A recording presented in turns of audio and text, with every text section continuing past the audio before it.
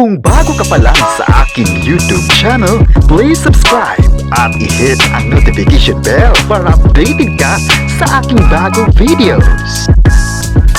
Isang beauty queen, nagbalik na. Ano kaya ang abangan ng lahat sa kanya? Ang buong detalye, alamin.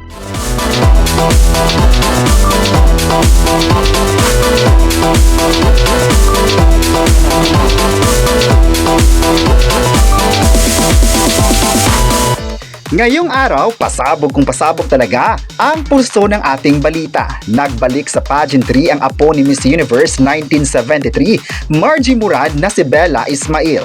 After 6 years, muli na namang sumali sa Miss Universe Philippines si Bella bilang representative ng Taguig City. Matatandaan noong 2020 ay isa siya sa mga fan favorite nang sumali siya sa unang edisyon ng Miss Universe Philippines kung saan siya ang tinanghal na first runner-up. Ang pambato ng Iloilo na si Rabia Mateo ang kinunahang Miss Universe Philippines 2020. Kung noong unang sabak niya ay nirepresent niya ang Parañaque City, ngayon naman ang Taguig City na nga ang kanyang i-represent sa Miss Universe Philippines.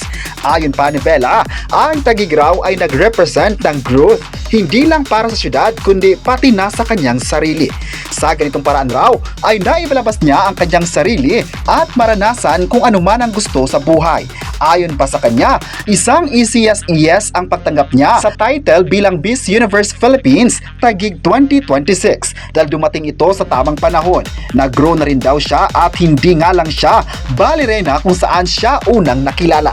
Maliban kay Bella, ilan sa mga maingay na candidates this year ay sina Nicole Borromeo ng Cebu Province na tinanghal na third runner-up sa Miss International 2023. Christine Joy Marcelino na unang representative ng Pateros at Roxy Spit ng Baguio na kinurunahang Miss Universe Water noong 2020. Nagbabalik din si Eliana Marie Aduana na tinanghal na second runner-up sa Miss Universe Philippines last year.